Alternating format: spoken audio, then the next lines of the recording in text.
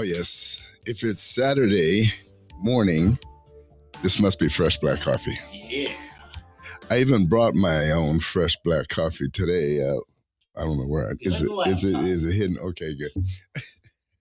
Hidden from only me. Sells the stuff too. Yeah. This is different fresh black. And I was thinking the whole time, this is not as good as that. So a little self-plug there. Anyway, welcome everyone out there. And it's good to be back. I had a little bit of a journey. Drove to Florida with my wife a week ago last Tuesday. And we went for the Orange Bowl where my Guns Up Red Raiders were playing and lost. The defense did great. We just had no offense. And the next night, the Florida Panther hockey team, where my son is a part of, not a player, he's on the executive staff. But anyway, we went to see them. They played at the Miami Marlin Stadium, 44,000 people at a hockey game. Yeah, it's 44,000. I don't know if it's a record or I think University of Michigan had a couple of teams playing. The difference in this one was that it was in Florida, and it was not that cold. Let's put it that way. Somehow they were able to freeze the ice and do all of that, but they opened the roof, and so it was outdoors, but it was still not that cold. So anyway, and then they lost. So the lesson learned is don't have Eddie Huff come to your to your games because I struck out totally for both. So we'll have to do that. In any event, David. There, he turned my microphone on. Yeah. I just want to make sure I could pontificate flying solo for a minute. But anyway, Eddie Huff, David Van Risingham, and we have a special guest, Mr. Phillips. How are you today? I'm well, thank you. Good to see you. Welcome. And so, David, anything for you to report since we last spoke? I went to Minnesota. Oh. And I left and the place fell apart again. I mean, last summer I went up there and then there was school shooting just a few days. Actually, as I was leaving the Minneapolis area, they start shooting. So Eddie, I think the message is clear. We need to both go back to Oklahoma. Don't go anywhere because wow. Yeah, that's crazy. Speaking of Minnesota, it's kind of in the forefront of the news and everything. And Michael, if you'll oblige us, we're going to just do a little bit of catch up here. The Minnesota shooting, depending on which side of the political aisle and view you're on, it's either murder or it was a righteous shooting. Self-defense. Right, self-defense. And, you know how you and I are. We're known to call a wrongful shooting a wrongful shooting. We have a couple to of Steve Kunzweiler's face. We have a couple of cases in Tulsa we've seen and elsewhere that we have spoken out against. This one is a little bit tricky because there are those who would say the guy did not need a shooter. She just bumped in a bit with her vehicle and he should have just let her go, et cetera, et cetera. Here's how I see this, though. The problem with this is that with the left, the radical left in particular, you give them an inch, they'll take a yard.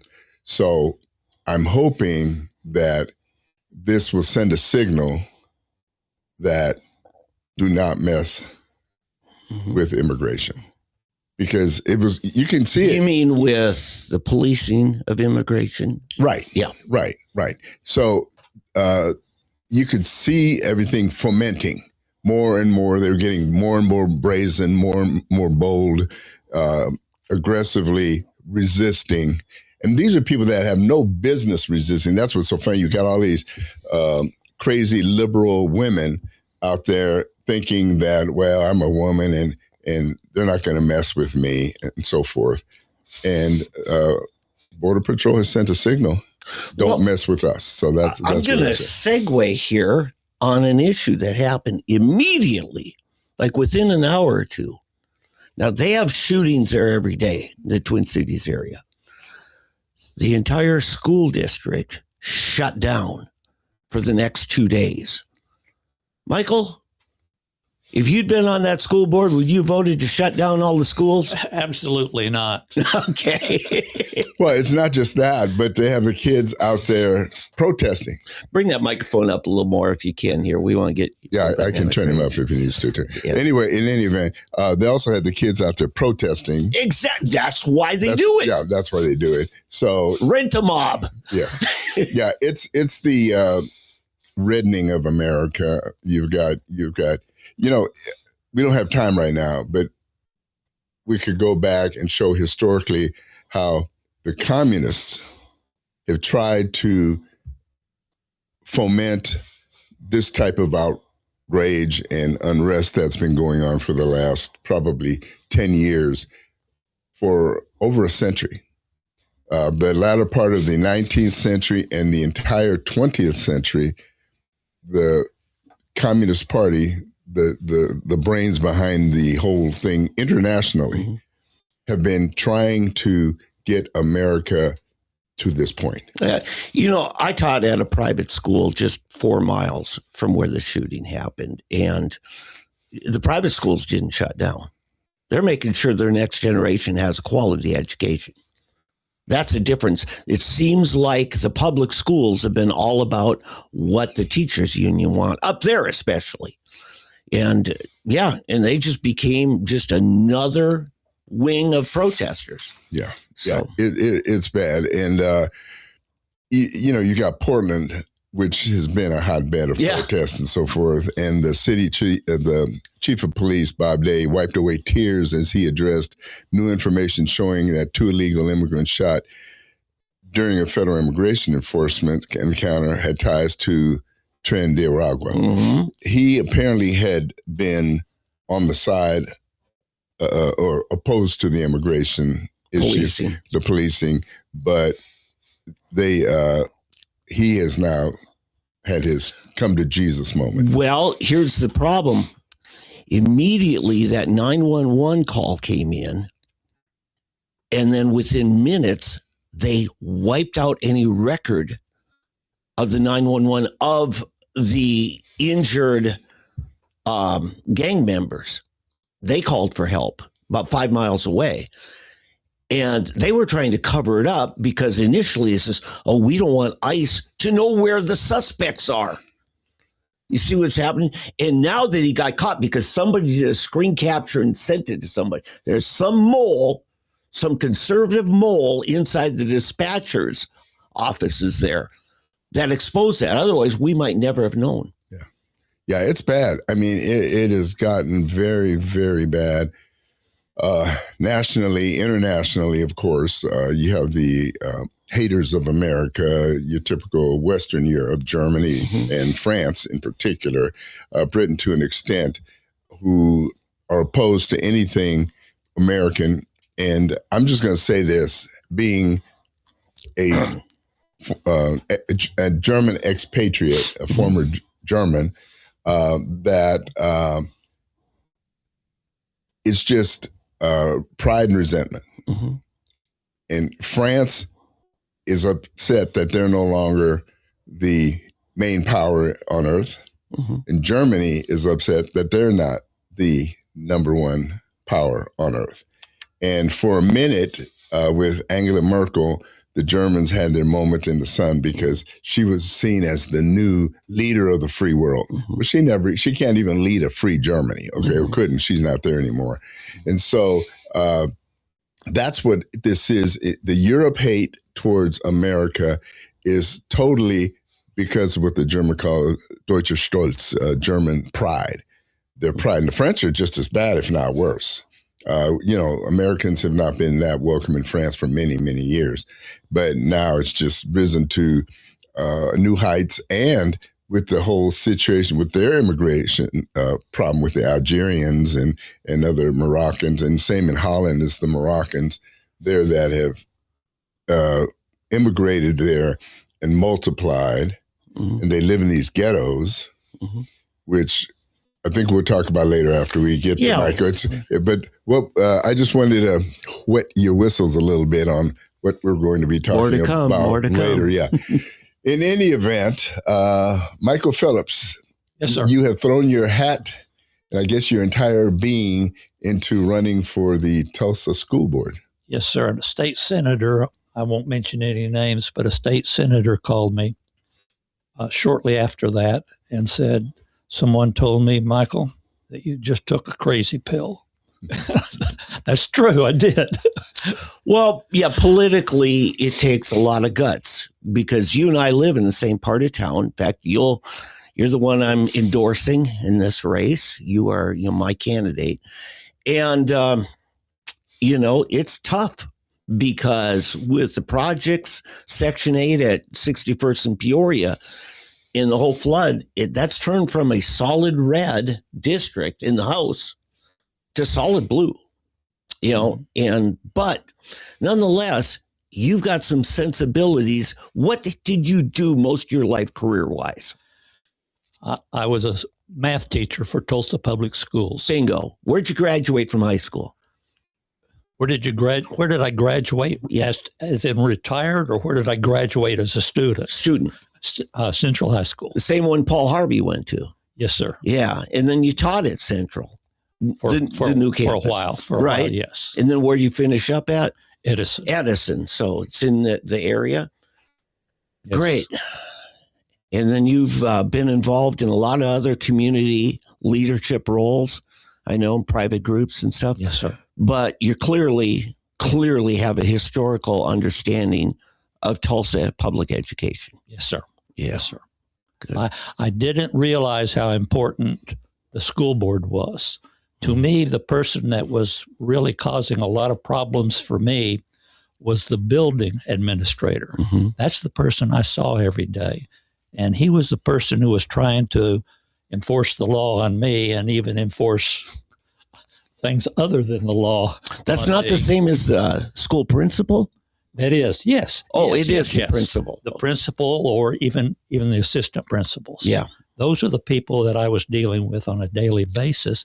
And I was always thinking that's where the problem was. I'm finding out now that where the problem is where those building administrators are getting their orders. Yeah.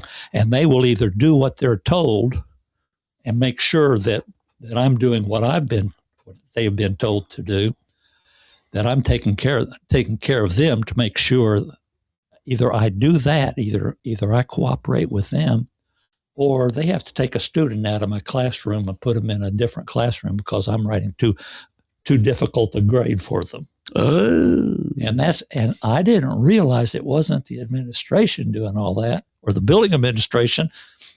I'm finding out it was the school board who was handing down those, because the school board's the ones catching the grief from the parents. Yeah.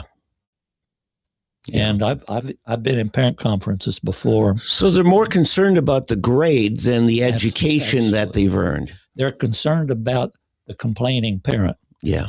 I've been in a parent conference before when I have to prove that the failing grade that I've assigned was the proper grade. And the parent will say, I don't care about any of that. My child has never had a problem with math before, and now he's having a problem with math since he's got you. Yeah. And I'm going to go to my school board representative, and I'll get this problem taken care of. And it's not Johnny or Susie's fault that they're failing. No, we can't. Yeah. But I watched that administrator, that building administrator, follow that parent out to their car, practically begging, please don't go to the school board. But I didn't make the connection. Sure. That the school board was the problem. I think a big part. Eddie, you're not on. Oh, I'm sorry. Okay. I usually have you off. I know. I guess that's your penance. Yeah, that's what it where I see is the problem, not so much that they're trying to kowtow to the parents, but that it's the standing. In other words, they don't want to be seen as a failing school.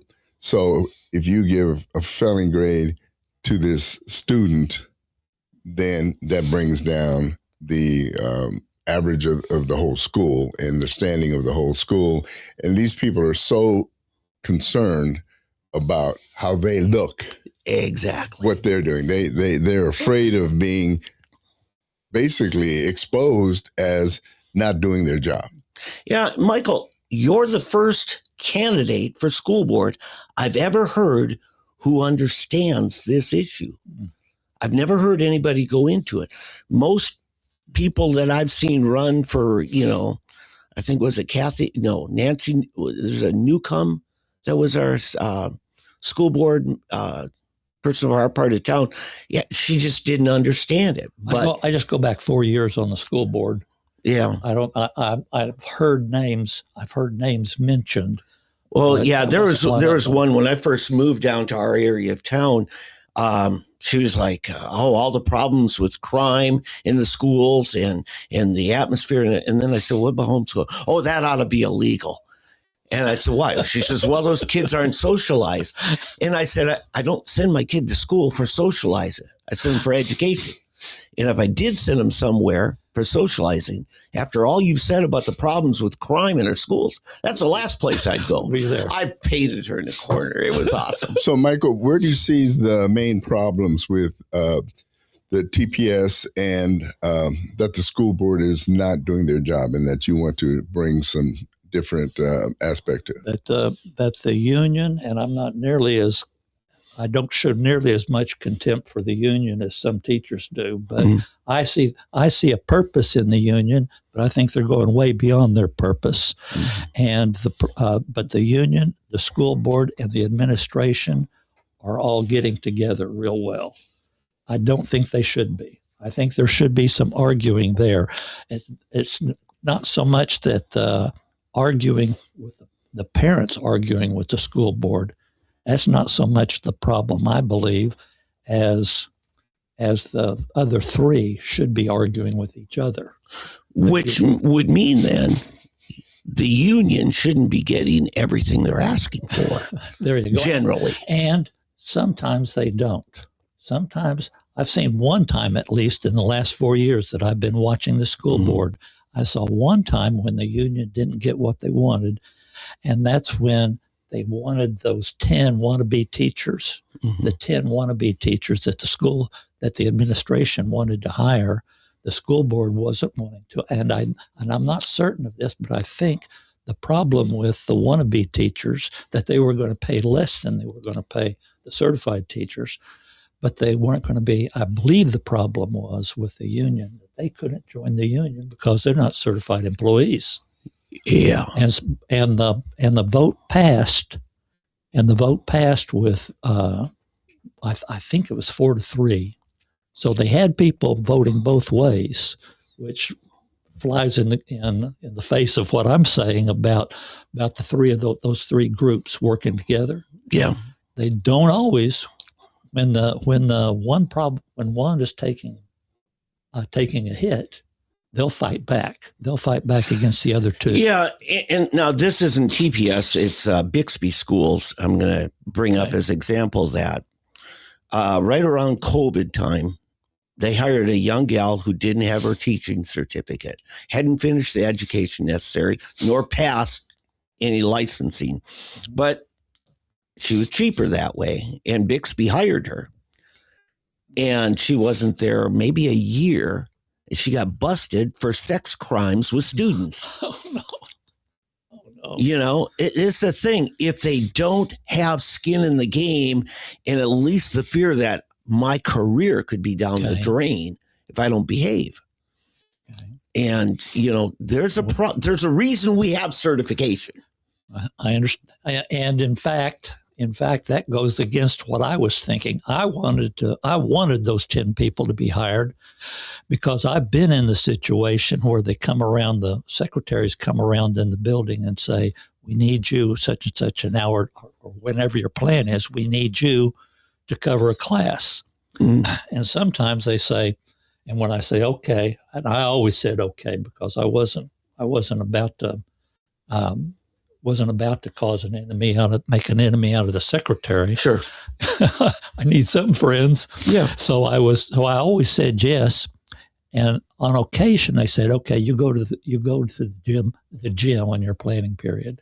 And I go to the gym and there's 3 or 4 classes in there. Whoa. In the bleachers. And all I'm doing is breaking up fights. Yeah. I saw those 10 people as giving me relief from that kind of a situation. Fair point. That's a fair point. I think that if I'm a parent and I find out that my child spent 1 hour in the gym when they were supposed to be in English class or in history or any other class, I'm going to be annoyed. Who's teaching the class in the gym? No one. Yeah. No one was teaching. That's true. And I'm thinking those 10 teachers might not be what the union wants, but it's what the school system needs. And I'm thinking they could probably use 100 of them. Yeah. And I wouldn't care if they did. Well, but I heard your argument too, though. I heard your argument about having something to take away from the people. Well, now I'm going to jump over on your side on this because I had an next door neighbor that World War II veteran. He worked at the military Camp Ripley up there in central Minnesota. And in his older years, they needed, because back then we had real shop classes. We had wood shop, we had metal shop, and he was fantastic for metal shop. This guy didn't have a lick of college education, but he was the best teacher we had in metal shop because he had a career of real world experience. And I think we're missing something there if we think that it's all about going to liberal arts school and no real world experience. Let me give you the opposite side of that verse. Yeah. I'm all with you on that one. Okay. I'm all with you on that one. But the opposite argument is that a parent comes and bragging to the administration, I'm so glad that my child has a driver's education teacher who has a PhD. It's like, he's going to be a truck driver would probably be better at that. But some people are very much impressed by degrees and a master's plus 30 or a master's plus 60 or a PhD. That's great. Now, I heard the superintendent on the news a few weeks ago with Leanne Taylor talking about this bond issue that they're wanting to get on upcoming election. It's on. Okay. And one of the things they wanted to restore driver's ed in the curriculum. Now, I'll say this. I know it's expensive, but when I went to high school, they taught the classroom part, not the behind the wheel. That was a summer thing you had to pay for. But it was a non-credited class. And I think it's just asinine because you want to prepare a kid for the working world. One of the most important things is, can you get your butt from home to work in time, reliably? I think driving is one of those life skills that should be part of our core secondary education. Okay. So, but not necessarily by a person with a PhD. I agree. Yeah. But that's a joke, by the way. Right.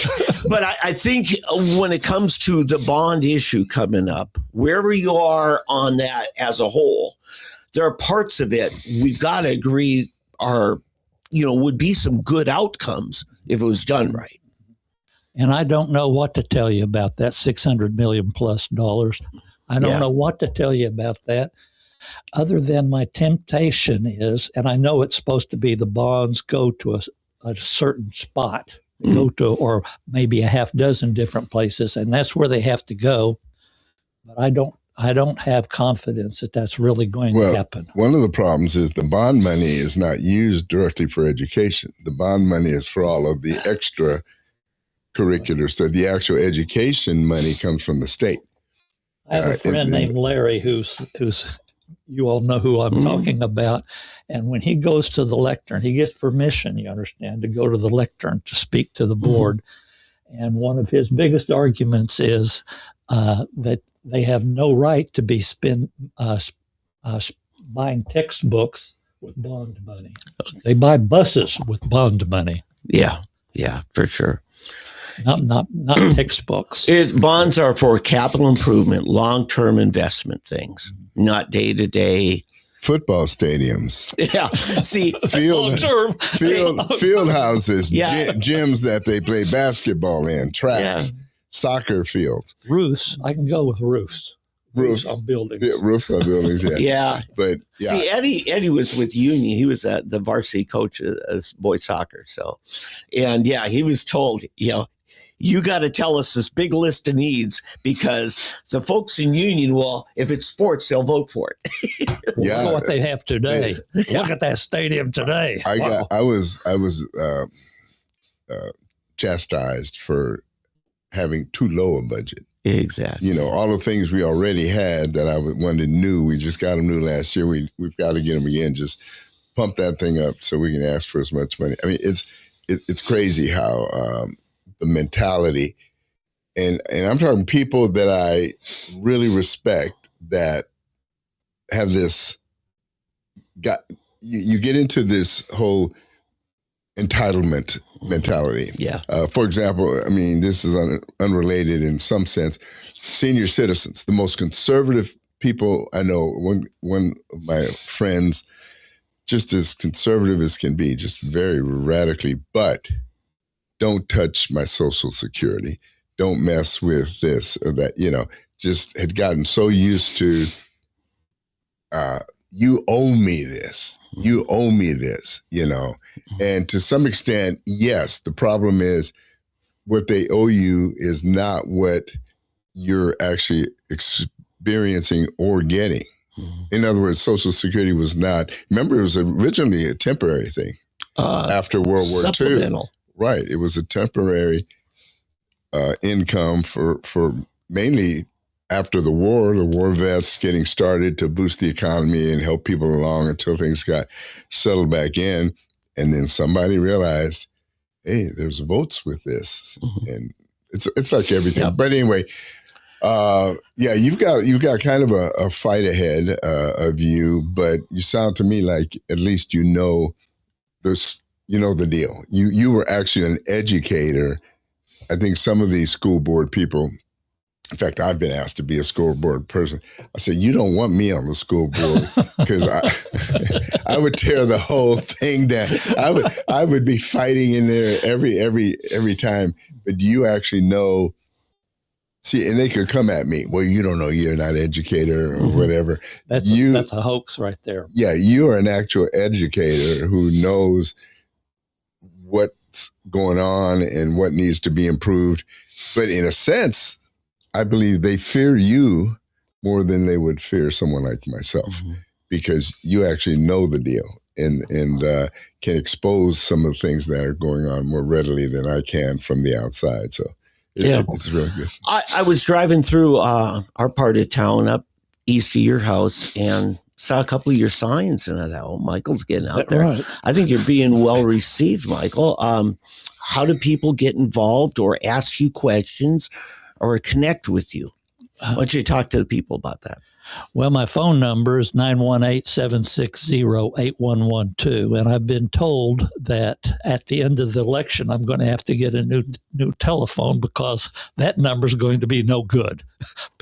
It'll be so tied up, people won't be able to call that number just for people wanting to harass me, people who have nothing to do with education, I understand, but they just want to harass me because I'm a Republican running for an office that's supposed to be reserved for a Democrat. But that is assuming, of course, I win. And I'm not making that assumption. I'm just making the promise. I'm just making the promise to anyone who contributes to my campaign that I'm going to do what I can do. I'm going to do everything humanly possible. And I don't want to beat the drum too long for money. And the reason for that is because I've seen occasions when I've donated more money than I should be donating to a campaign just because I want the candidate to win. And then the candidate comes in losing 3-1. And I'm thinking, wait a minute. I want my money back. Well, and I want to say, in fact, people feeling that way. I'll be making a donation here on this. If somebody wants to put their sign in your yard, those signs cost a few bucks. And if you really want to help him, cover the cost of your own sign at least, please, if you can.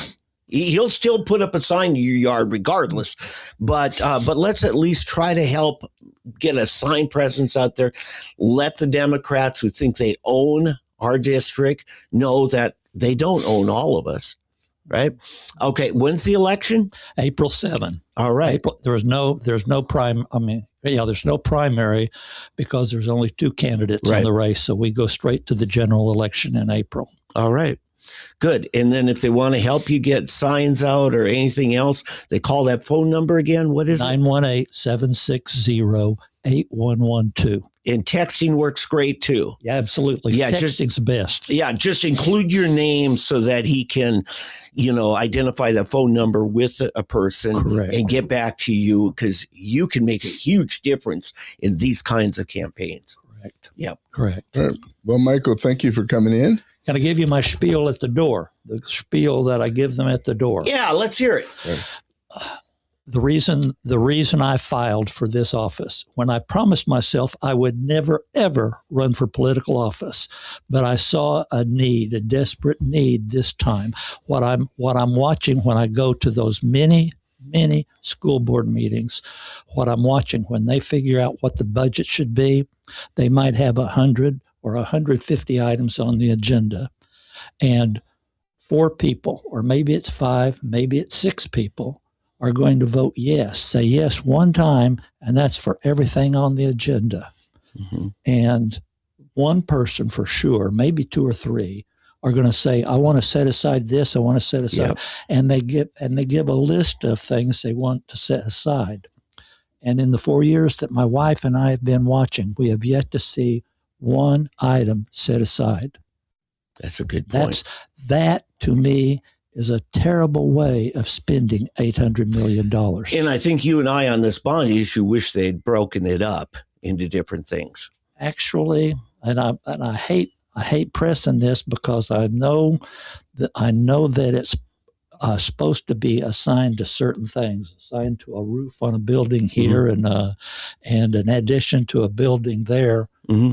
But I also know that it's not a crime to shift it somewhere else. Yeah, I'm just saying if the voters had a chance to break down that portion. I understood that. Yeah. But still, that voter could break it down, and the administration can still say, well, they don't want the money spent here, but we're going to spend it there anyway. We're going to take this money and spend it over here. The heck with a voter. I think they got by with that more before Elena Ashley came on the board. And while I've got that, I never mention her name at the door unless they do. Mm-hmm. And then what I say is she's the one. She's the one who's using her judgment, and her judgment is first thing. Yeah. And they hate her for that. Of course. They've got their own judgment, and they want her to use that. She's off the plantation. That's what's wrong. There you go. Yeah. And she's trash.